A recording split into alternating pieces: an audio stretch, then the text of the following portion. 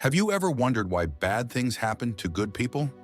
I mean, you're cruising through life, everything's going smoothly, and then bam! Out of nowhere, the universe throws you a curveball that leaves you questioning everything. It's a question as old as time itself, and today we're going to dive into a story that has puzzled and inspired millions for centuries. Meet Job, one of the wealthiest, most respected men in the land of Uz. He had everything: wealth, a big family, and a sterling reputation. Imagine being the Jeff Bezos of ancient times, but with better relationships and no media scandals. But Job wasn't just rolling in riches. He was a genuinely good guy. The Bible tells us he was blameless and upright, a man who fears God and shuns evil. Job 1:1. In today's context, that's like being a billionaire who volunteers at soup kitchens, drives a hybrid, and actually reads the terms and conditions before clicking, "I agree." But then, in a twist more dramatic than a season finale of Game of Thrones, Job's life takes a nosedive. One day he's the picture of success. The next, he's got messengers lining up to deliver the worst news possible. First, his oxen and donkeys are stolen. Then his sheep and servants are burned up by fire from God. Before he can even process that, he learns his camels were nabbed, and tragically, his children, all 10 of them, died when a building collapsed during a party. Talk about a bad day, and just when you think it can't get worse, it does. Job is struck with painful sores from head to toe, making him look like a cautionary tale for not using sunscreen. Now, before we move on, let's pause for a moment, literally. And imagine this scene. Imagine sitting in the dirt, covered in sores, with everything you love stripped away. Your friends come over to comfort you, but they're more like the kind of friends who tell you, maybe you should have taken better care of your camels, rather than offering a shoulder to cry on. That's the situation Job found himself in. Yet despite everything, he didn't curse God. He didn't throw his faith out the window, though I wouldn't blame him if he did. Instead, Job wrestles with the big question. Why? Why is this happening? Why me? This isn't just an ancient story, it's our story too. We might not be losing camels or getting struck with boils, but we all face our own trials. Maybe it's losing a job right before the holidays, a relationship falling apart when you thought it was solid, or getting a surprise medical bill that makes you question whether you really need that kidney after all. Life can feel like a never-ending series of challenges, each one making you wonder if someone up there has it out for you. But here's where it gets really interesting. Job's story isn't just about suffering, it's about the search for meaning in suffering. And that's something we all crave, isn't it?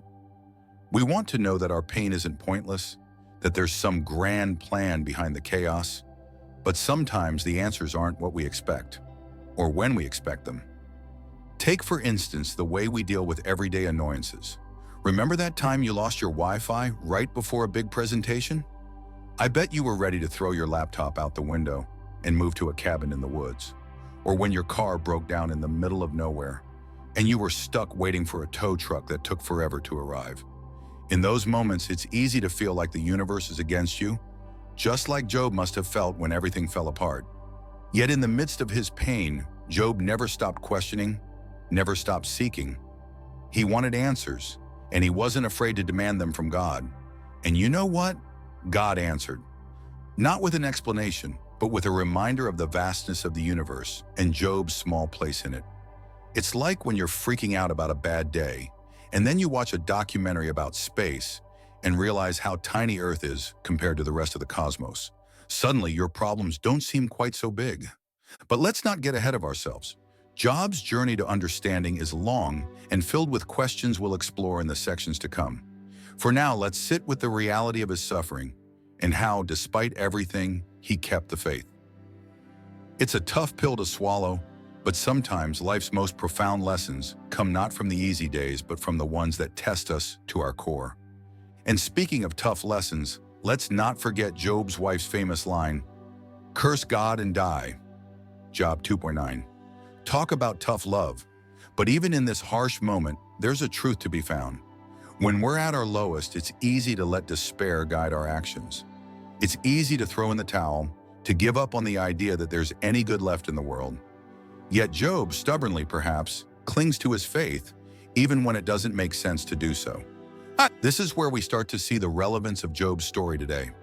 Because if we're honest, who among us hasn't been tempted to curse the universe when things go wrong? Who hasn't questioned their beliefs when life's trials seem unending?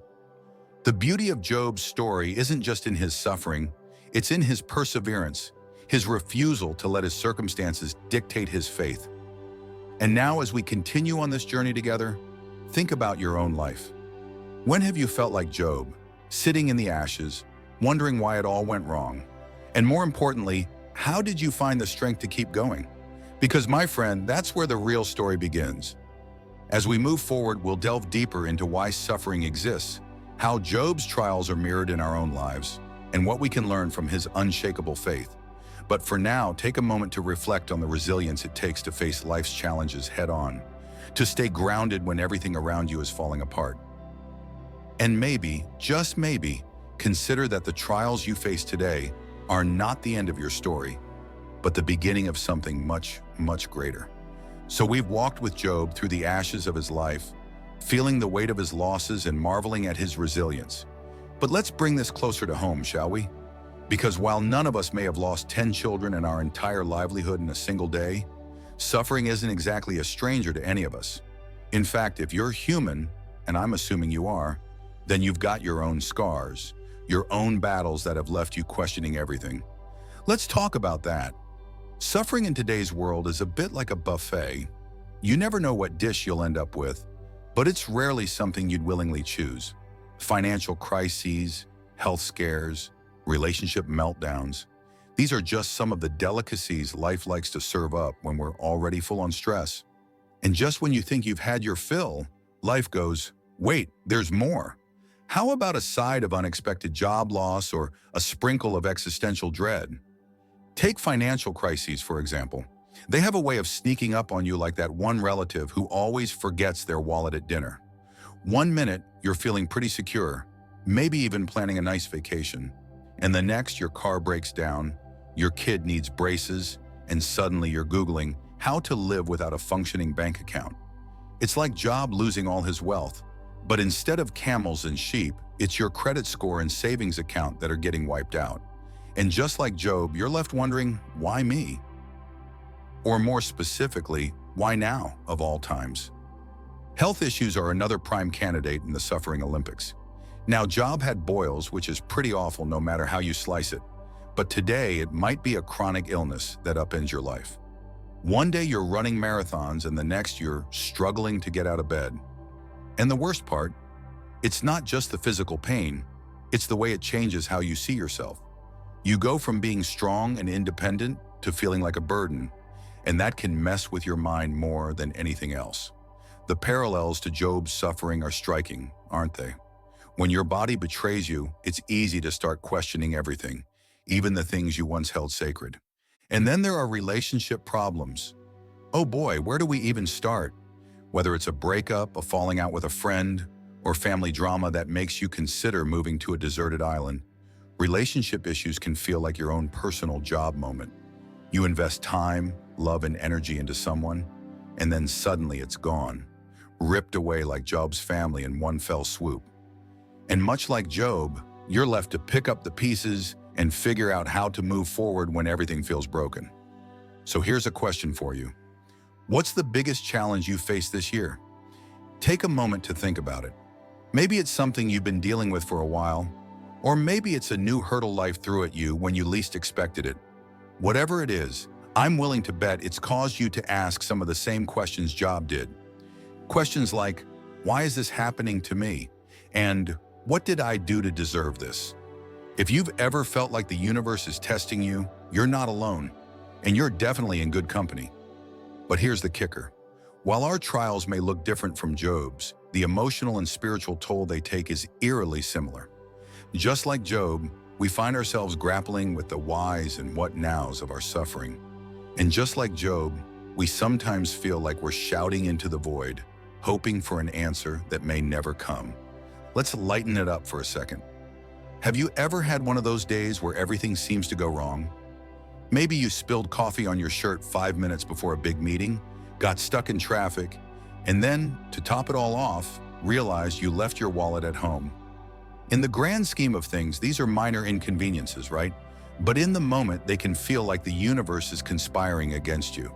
It's like a modern-day version of Job's trials, except instead of losing everything, you're just losing your sanity one mishap at a time.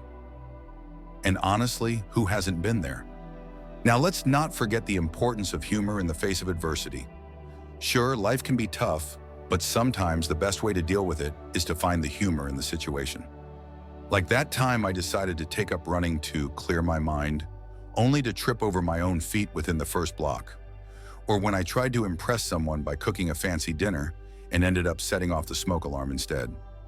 It's moments like these that remind us not to take ourselves too seriously. After all, if we can't laugh at life's little curveballs, how are we going to handle the big ones? But jokes aside, the real challenge is finding meaning in our suffering.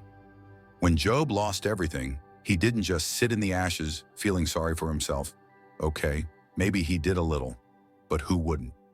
Still, he kept searching for answers, kept wrestling with his faith, even when it didn't seem to make sense. And that's what we have to do too. We have to look beyond the pain, beyond the frustration, and ask ourselves, what is this teaching me? How can I grow from this? Now, I'm not saying every bad thing that happens to us is some divine lesson we're supposed to figure out, like a puzzle. Sometimes bad things just happen because, well, life isn't fair. But other times, there's something deeper going on. Maybe it's teaching us patience, or empathy, or showing us that we're stronger than we think. Or maybe, just maybe, it's preparing us for something bigger that we can't see yet. One of my favorite quotes from the Bible comes from James 1:1-4. Consider it pure joy, my brothers and sisters, whenever you face trials of many kinds, because you know that the testing of your faith produces perseverance. Let perseverance finish its work so that you may be mature and complete, not lacking anything. Now, I know what you're thinking. Who in their right mind would consider trials pure joy? But the point isn't that we should be happy about suffering. It's that we should recognize it as an opportunity to grow. Think about it this way. Every time life knocks you down, you have two choices. You can stay down and let the pain define you, or you can get back up and let it refine you. It's not easy, and it's definitely not fun, but it's necessary if we want to come out the other side stronger, wiser, and more resilient. And let's be real, nobody comes out of life unscathed. We all have our battle scars, our stories of hardship and heartache, but those stories are what make us who we are. They're what give us depth, compassion, and a sense of purpose. Just like Job, we're all on a journey, and sometimes that journey takes us through some pretty dark places. But it's in those dark places that we find the strength to keep going, the faith to believe that better days are ahead. So as we continue to explore Job's story and our own experiences with suffering, keep this in mind. It's not about avoiding pain or pretending it doesn't hurt. It's about finding the courage to face it head on, to ask the tough questions, and to trust that somehow, in some way, it's all part of a bigger picture that we can't quite see yet. And who knows, maybe, just maybe, our struggles today will be the very thing that helps someone else tomorrow. Because if there's one thing I've learned, it's that we're all in this together. And while suffering is inevitable, so is the growth, the healing, and the hope that comes after. So let's keep moving forward, one step at a time, and see where this journey takes us. After all, the story isn't over yet. So we've talked about the many ways suffering shows up in our lives today. Whether it's the financial hits, the health scares, or those relationship breakdowns that leave us feeling like we're piecing together a shattered vase. But let's shift gears a bit and dig deeper into the why of it all. Why does God allow suffering in the first place? I mean, if we're talking about a loving God, why wouldn't he just, press the no pain, no suffering button and make life a bit easier for all of us? It's a question that's been asked by everyone from philosophers to your neighbor next door, and it's a question Job wrestled with in a very real, very painful way. Picture this, Job sitting there, covered in sores, everything he loved gone in the blink of an eye, and what does he do? He starts demanding answers from God. And honestly, who wouldn't? When life kicks you in the teeth, you want to know why. You want to understand the reason behind the pain. But here's where it gets tricky. The theological insights into suffering are as complex and multifaceted as, well, life itself. One of the first things we have to grapple with is the idea that suffering isn't just some cosmic mistake. It's not as if God looked away for a second and, whoops, suffering slipped into the world. No, suffering has a place in the grand design, as uncomfortable as that might be to accept. Let's start with one of the big ideas. Free will. Yeah, I know. Free will gets tossed around a lot, but stick with me here. The notion of free will is central to understanding why suffering exists. If we were all just puppets on strings, sure, God could make us dance through life without a care in the world. But free will means we get to make choices. Choices that can lead to joy, yes, but also choices that can lead to pain. It's the classic, with great power comes great responsibility scenario. We get to choose, and sometimes we, or others, choose badly. And with those bad choices come consequences, often painful ones. Now you might be thinking, okay, free will explains some suffering, but what about the stuff that just happens? You know, the natural disasters, the sudden illnesses, the things no one chose? This is where we dive into what theologians often refer to as the mystery of suffering. Some suffering is a direct result of the fallen world we live in. When sin entered the world, it didn't just mess things up morally, it messed things up physically. The world we live in is broken, and that brokenness means that sometimes things go wrong in ways that don't make sense to us. Take Job's suffering, for example. It wasn't because of anything he did wrong. In fact, the Bible goes out of its way to tell us that Job was blameless and upright. So why did all these terrible things happen to him? This is where we start to see the limits of human understanding. God's response to Job is one of the most famous passages in the Bible, where he essentially says, "Where were you when I laid the earth's foundation? Tell me if you understand." Job 38:4. It's like God is saying, Job, there's so much more going on here than you can possibly comprehend. And that's a tough pill to swallow. We like to think we've got it all figured out, that if we just try hard enough, we can make sense of the chaos in our lives. But sometimes the answer is simply, you don't get to know right now. And that's hard. It's really hard. Let's get personal for a moment. Have you ever faced a situation where you just couldn't understand why things were happening the way they were? Maybe it was the loss of a loved one, or a dream that crumbled despite all your hard work. I know I have. There was a time when I thought I had my life all planned out. Everything was lined up perfectly. And then, out of nowhere, life threw a wrench in my plans. I remember sitting there, just like Job, asking, why? God, why now? Why me? And in that moment, the answers didn't come. There was no booming voice from the sky, no divine explanation, just silence. But here's the thing. Sometimes it's in that silence that we find the deepest truths.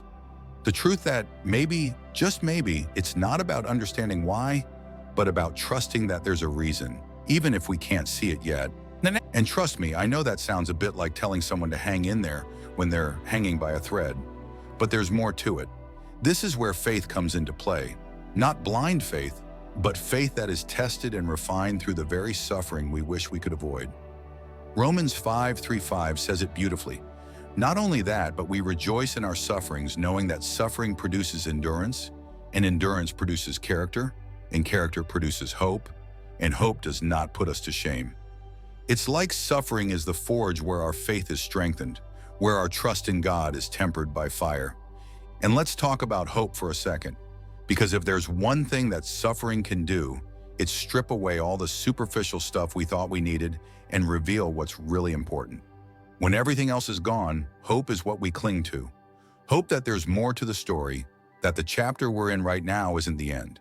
That's what Job had to learn, and it's what we have to learn too. Sometimes hope is all we have, but sometimes hope is all we need. Of course, none of this erases the pain. Even with all the theological insights in the world, suffering still hurts. It's still raw and real, and sometimes it feels like too much to bear. And it's okay to feel that way. Even Jesus in the Garden of Gethsemane prayed, "My Father, if it is possible, may this cup be taken from me, yet not as I will, but as you will." Matthew 26:39. If the Son of God himself can express that kind of anguish, we're certainly allowed to as well. But there's a flip side to this, and it's something that often gets overlooked. Suffering can also bring us closer to God. It can strip away all the distractions and force us to confront the big questions. Who am I? What do I really believe? What am I willing to trust God with? It's like C.S. Lewis once said, God whispers to us in our pleasures, speaks in our conscience, but shouts in our pains. It is his megaphone to rouse a deaf world. Now let's address some common doubts that pop up when we talk about suffering and God. One of the big ones is, if God is so loving, why doesn't he just stop the suffering? It's a fair question, and it's one that Job's friends asked in their own way. They tried to explain Job's suffering by saying it must be his fault, that God was punishing him for some hidden sin. But God shut that down pretty quickly. Job's suffering wasn't about punishment, it was about something much deeper. The truth is, God's love doesn't always look the way we expect it to. We think love means making everything easy, but sometimes love means letting us go through the hard stuff because it's the only way we'll grow. Think of it like a parent who lets their child struggle with a difficult task instead of stepping in to do it for them. It's not because they don't care, it's because they know the child needs to learn to develop resilience and problem-solving skills. In the same way, God allows us to struggle, not because he's indifferent, but because he's shaping us into who we're meant to be. Another doubt that often comes up is, what if my suffering is pointless? It's a scary thought, right? That all this pain, all this heartache might just be for nothing. But here's where we have to trust in something bigger than ourselves. The Bible tells us that in all things God works for the good of those who love him. Romans 8:28. It doesn't say that all things are good, but that God can bring good out of even the worst situations. It's a promise that our suffering is never wasted, that there's always a purpose, even if we can't see it yet. Let's take a step back and look at a well-known public figure who faced incredible suffering. Nelson Mandela. He spent 27 years in prison for fighting against apartheid, enduring unimaginable hardships. Yet when he was finally released, he didn't seek revenge. Instead, he led his country toward reconciliation and peace. Mandela once said, "I learned that courage was not the absence of fear, but the triumph over it." His suffering wasn't pointless. It shaped him into the leader who would change the course of history. And isn't that what we all want? To believe that our pain has a purpose, that our struggles are leading us somewhere? Maybe that's what Job's story is really about. It's not just a tale of suffering, it's a story of transformation, of finding meaning in the midst of chaos, of trusting that even when life doesn't make sense, there's a bigger picture that we're all a part of.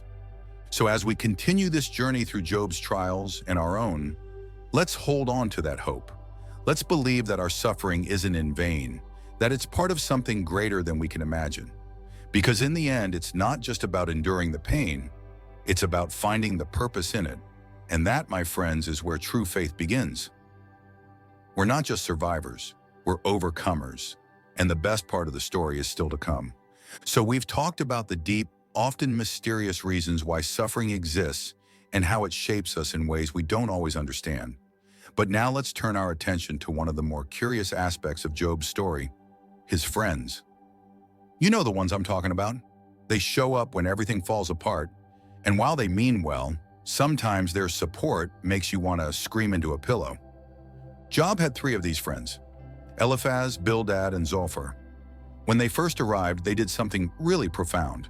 They sat with Job in silence for 7 days. No words, no advice, just presence. And honestly, sometimes that's all you need. But then, they started talking, and that's when things went downhill. Now, I'm sure you've been there. You're going through a rough time, and someone comes along with the best advice. It's like, thanks, but that's the last thing I needed to hear right now.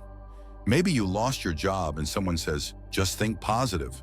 Something better will come along. Or you're dealing with a serious illness and a friend chirps, have you tried essential oils? As if lavender is going to cure cancer. And let's not forget the classic, everything happens for a reason, which is the emotional equivalent of offering a Band-Aid for a bullet wound. Job's friends weren't much different. They tried to explain his suffering with what they thought were comforting words, but they missed the mark by a mile. Eliphaz started off by suggesting that Job's suffering was a result of some hidden sin. Remember, who that was innocent ever perished, Job 4:7. Basically, he was saying, Job, you must have done something to deserve this. Bildad and Zophar chimed in with similar sentiments, adding that maybe Job just wasn't being honest with himself about his mistakes. I mean, talk about kicking a man when he's down. It's easy to judge Job's friends, but let's be real. Haven't we all been in their shoes at some point? We want to help, we want to offer solutions, but sometimes we end up offering platitudes instead of real support. And honestly, that's because we're uncomfortable with the idea that there might not be a clear reason for someone's pain. We want to fix things, to make the suffering make sense. But in our rush to do so, we often say things that are more hurtful than helpful. Let's take a moment to laugh at ourselves here.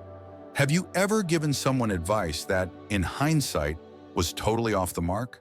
Like suggesting a yoga and green juice cleanse to someone going through a divorce? Or recommending a weekend getaway to someone grieving the loss of a loved one? We've all done it. We want to be the hero, to swoop in with the perfect solution. But sometimes the best thing we can do is just listen. To sit in the mess with them without trying to tidy it up. And this is where we see the real role of community in suffering. Job's friends got it right in the beginning. They showed up. They were present. But they lost the plot when they tried to explain what couldn't be explained. The truth is, when someone is suffering, they don't need a lecture. They need a friend. Someone who can sit with them in the ashes, who can say, I don't have the answers, but I'm here. And think about the people in your life who have done that for you. Maybe it was a friend who brought over ice cream and watched trashy TV with you after a breakup. Or someone who sat with you in silence at the hospital when words just wouldn't cut it. Those are the moments that matter, the ones that truly make a difference. But let's not forget, Job's friends weren't bad people. They were just human, like all of us. They were trying to make sense of the senseless, to offer comfort in the only way they knew how. And that's a reminder for all of us. Sometimes the most comforting thing you can say is nothing at all. Just being there, being present, can mean more than all the advice in the world. As we move forward in Job's story, we'll see that God himself steps in to address the situation. And let me tell you, his response is going to surprise you. It's not what Job or his friends expected. But that's for the next section. For now, let's remember this. When someone is suffering, they don't need us to have all the answers. They just need us to be there, to show up and say, I'm with you. Because in the end, that's what true friendship and true faith is all about. So there we were, with Job sitting in the ashes, surrounded by friends who meant well, but who didn't quite hit the mark with their advice. They talked and talked, trying to explain the unexplainable, throwing out theories like they were at a philosophy convention. But then something incredible happens. God himself shows up. Now this is the moment we've all been waiting for, right? The big reveal. Job has been crying out for answers, demanding an explanation for his suffering, and finally, here's his chance to get some clarity. But instead of a gentle, comforting response, God comes in with a whirlwind, literally, and he doesn't offer explanations. He asks questions. Imagine the scene. Job is there, probably feeling more than a little nervous, and God says, "Where were you when I laid the earth's foundation? Tell me if you understand." Job 38:4. It's like the ultimate mic drop.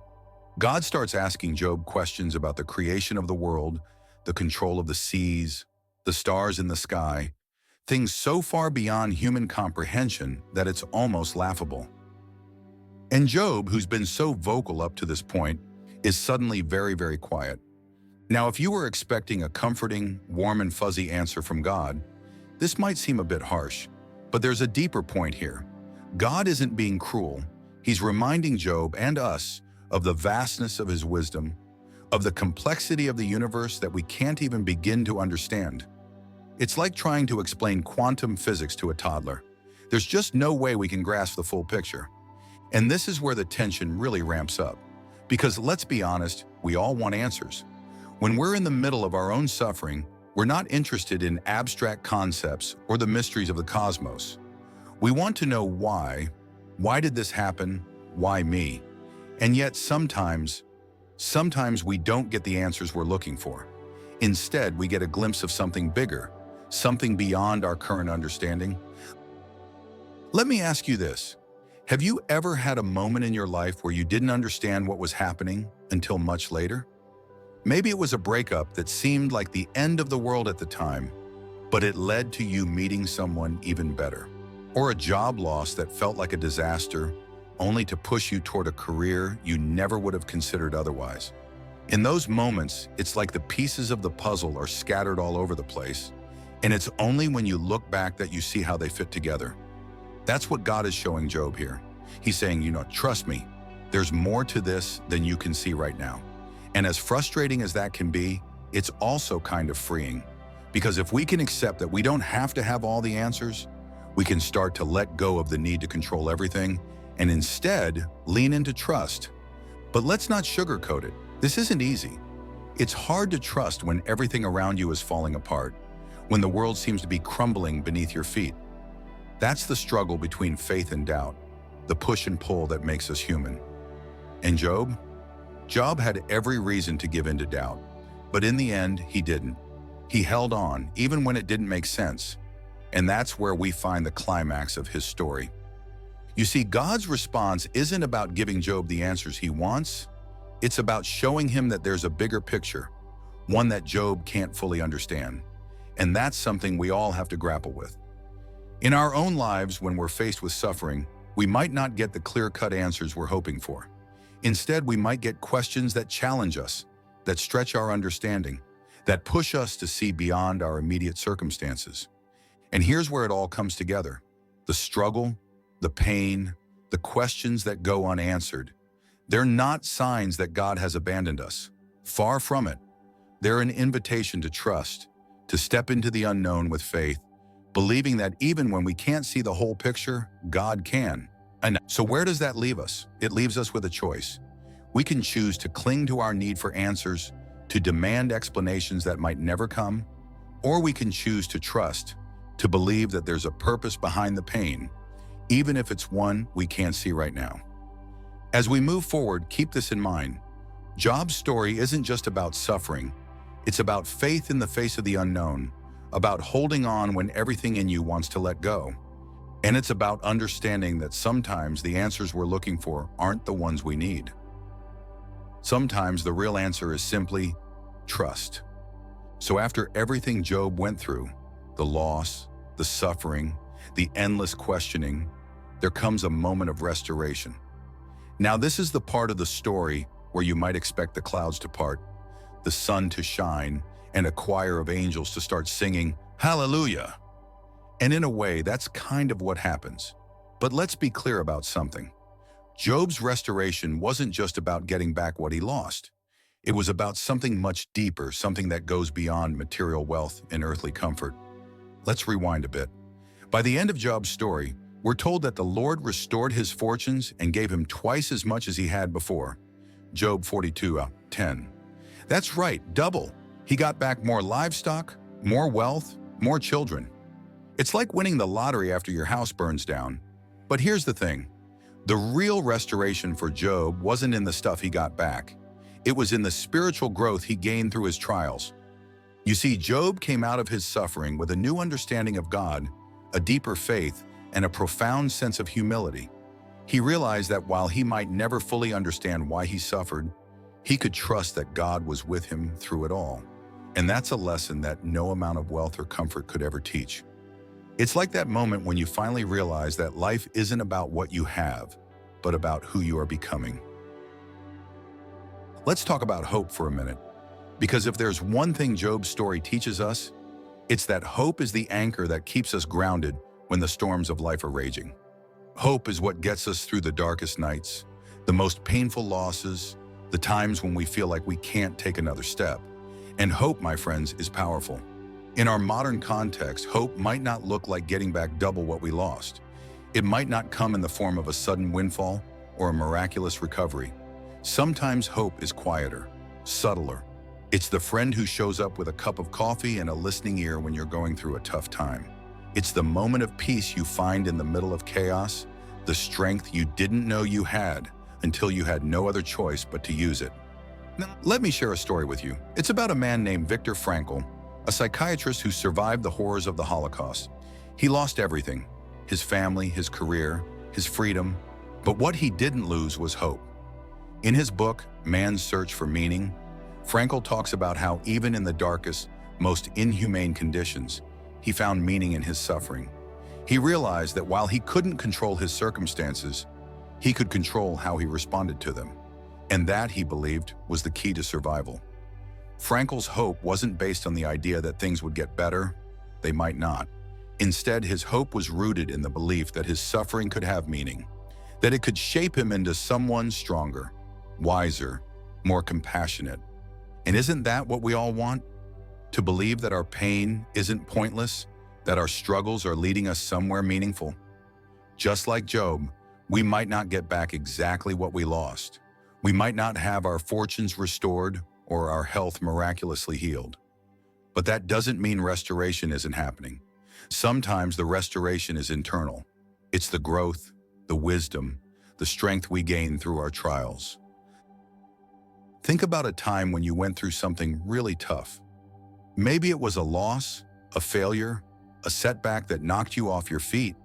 At the time, it probably felt like the end of the world. But looking back, can you see how that experience shaped you? How it made you more resilient, more empathetic, more determined? That's the kind of restoration we're talking about here. It's not about getting back what we lost. It's about becoming someone who can weather the storms of life with grace and courage. And this is where hope comes in. Hope is what gives us the courage to keep going, even when we don't know what's ahead.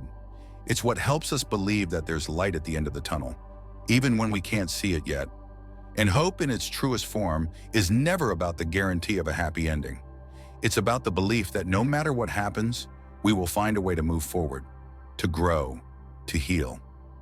Let's bring this back to Job for a moment. After everything he went through, Job didn't just get his life back. He got a new perspective, a new understanding of who God is and who he was. And that's the real restoration. Job's hope wasn't just that his fortunes would be restored. It was that he would come out of his suffering as a better, stronger, more faithful person. And in the end, that's exactly what happened. But Job's story isn't just a tale from the ancient past. It's a story that plays out in our lives every day. It's the story of the single parent who works 2 jobs to provide for their kids, hoping that their hard work will pay off. It's the story of the person battling a chronic illness, holding on to the hope that they will find strength and peace even in the midst of their pain. It's the story of the student who failed a test but hopes that they can learn from their mistakes and do better next time. And here's the beautiful thing about hope. It's contagious. When we see someone else holding on to hope in the face of adversity, it inspires us to do the same. It reminds us that we're not alone, that others have walked this path before us and come out the other side. And if they can do it, so can we. I want you to think about the people in your life who have shown you what hope looks like. Maybe it's a grandparent who lived through difficult times but never lost their optimism, or a friend who went through a tough breakup but came out stronger and more confident. These are the people who remind us that hope is real, that it's worth holding on to even when everything seems hopeless. But let's not pretend that holding on to hope is easy. It's not. There will be days when it feels like everything is falling apart, when hope feels like a distant dream. And that's okay. It's okay to have those moments of doubt, of fear, of frustration. What matters is that we don't let those moments define us. What matters is that we keep moving forward, one step at a time, holding on to hope even when it feels like we're walking through the darkness. In the end, Job's story is a story of hope. It's a story of a man who lost everything but found something far more valuable in the process: faith, wisdom, and a deeper connection with God. And that's the kind of hope we can all aspire to. It's not about waiting for things to get better. It's about finding the strength to keep going, even when they don't. So as we wrap up this section, let's take a moment to reflect on our own stories. What are the areas in your life where you need hope?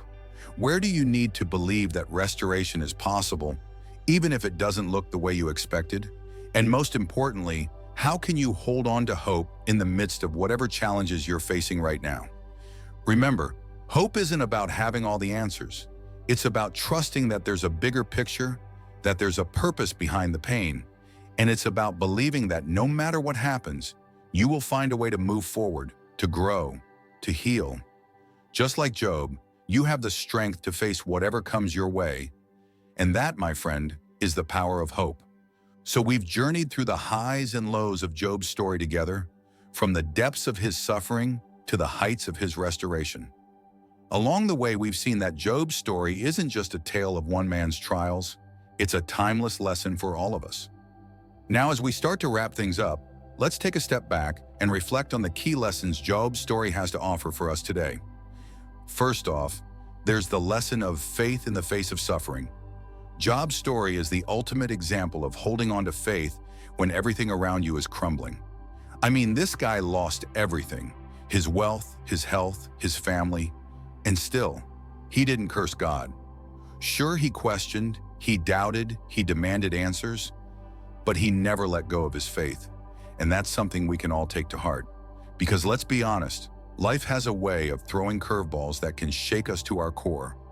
Whether it's a personal loss, a health crisis, or just the everyday grind that wears us down, we all face moments when our faith is tested. And in those moments, Job reminds us that it's okay to wrestle with our doubts, to ask hard questions, but to also hold on to that sliver of faith that says, I don't understand this, but I'm going to trust anyway. Now, speaking of understanding, or rather the lack of it, another big lesson from Job's story is the limits of human understanding. Let's face it, we like to think we've got life all figured out.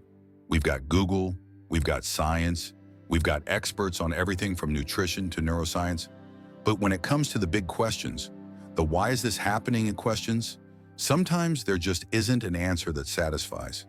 And that's where humility comes in. Job's story teaches us that it's okay not to have all the answers. It's okay to say, I don't know why this is happening, but I'm going to keep moving forward anyway. It's a reminder that we're not in control of everything, and that's okay. Sometimes the best we can do is trust that there's a bigger picture that we can't quite see yet. And that leads us to humility, another cornerstone of Job's story.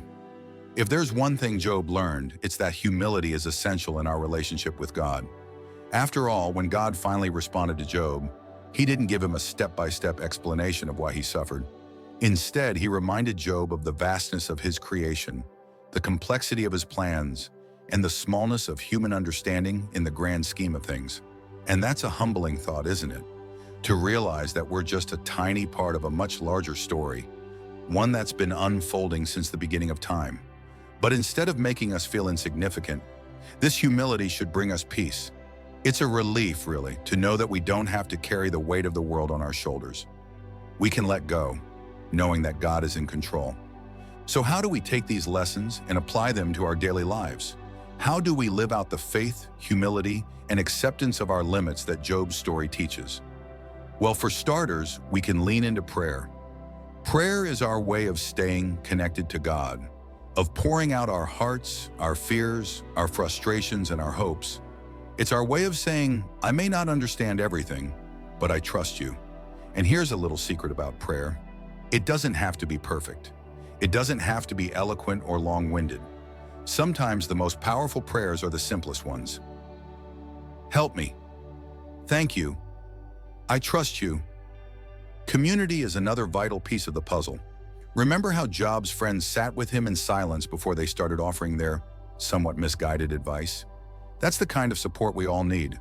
People who will show up, who will be there, who will walk through the tough times with us without trying to fix everything. Whether it's a small group at church, a close circle of friends, or even an online community, having people around us who can offer support, encouragement, and yes, sometimes even a little tough love, is crucial. And then there's hope. We've talked about this before, but it bears repeating. Hope is what keeps us going when life gets tough. It's the belief that even though we're in the middle of a storm, the sun will shine again. Hope isn't about denying the reality of our situation. It's about looking beyond it It's about believing that restoration is possible, even if it doesn't look like what we expected. And in those moments when hope feels hard to hold on to, we can look to Job's story as a reminder that even in the darkest times, God is still at work, still moving, still bringing about his purposes. Now let's talk about you for a minute. Yeah, you sitting there watching this video or reading this script. What are the lessons from Job's story that resonate most with you? Is it the call to hold on to faith even when everything's falling apart? Is it the reminder to embrace humility and let go of the need to have all the answers? Or maybe it's the encouragement to lean into prayer and community, to reach out for support when you need it? Whatever it is, I'd love to hear about it. Drop a comment below and share your thoughts. What's your job moment? How did you get through it? Or if you're still in the middle of it, what's keeping you going? And hey, let's lighten things up a bit because we've covered some pretty heavy stuff here. Life isn't all suffering and deep lessons. It's also full of funny moments, little joys, and things that make you smile. Like the time I tried to have a serious prayer moment, but ended up getting distracted by the fact that my cat was trying to eat my Bible. Or that time I was stressing out about something, and my friend said, "You know, you're like Job, but with better hair." We all need those moments, those little reminders that life, for all its challenges, is also pretty great. So here's a joke to end on a lighter note. Why did Noah have to discipline the chickens on the ark? Because they were using foul language. In all seriousness, though, let's take the lessons we've learned from Job and carry them with us. Let's remember that faith doesn't mean having all the answers, that humility is about accepting our limits, and that hope is the light that guides us through the darkest times. And let's not forget to laugh along the way, to find joy in the little things, and to lean on each other when times get tough. As we close out this discussion, I want to thank you for taking this journey with me through Job's story. It's a powerful reminder that no matter what we face in life, we are never alone. God is with us, guiding us, restoring us, and leading us towards something greater than we can imagine. So keep the faith, stay humble, and hold on to hope. And remember, if Job can make it through, so can you. So here we are at the end of our journey through Job's story, a story that has taken us through the depths of suffering, the heights of restoration, and everything in between. If there's one thing we've learned, it's that life doesn't always come with a neat little bow. Sometimes it's messy, complicated, and full of questions that don't have easy answers. But through it all, one truth stands out: the power of faith. Faith isn't about having all the answers. It's not about knowing exactly why things happen the way they do. If it were, Job's story would have been a lot shorter, wouldn't it? Instead, faith is about trusting in the midst of the mystery. It's about holding on to the belief that even when life feels like it's spiraling out of control, God has a plan that's bigger than anything we can see right now. Take a moment and think about that. How many times have you gone through something that made absolutely no sense at the time, but looking back, you can see how it shaped you, how it taught you something you needed to learn, or maybe even prepared you for something better down the road? That's the mystery of suffering and the power of faith. It's not about getting what we want when we want it, but about trusting that whatever comes our way, there's a purpose behind it. And let's be real, it's not always easy to keep that perspective. When you're in the thick of it, when the pain is fresh and the questions are loud, it's hard to see the bigger picture. It's hard to believe that there's light at the end of the tunnel when all you can see is darkness. But that's where faith comes in. Faith is the light that guides us through the darkest times, the anchor that keeps us grounded when the storms of life are raging. Now, as we wrap up, I want to encourage you to take what we've talked about today and apply it to your own life.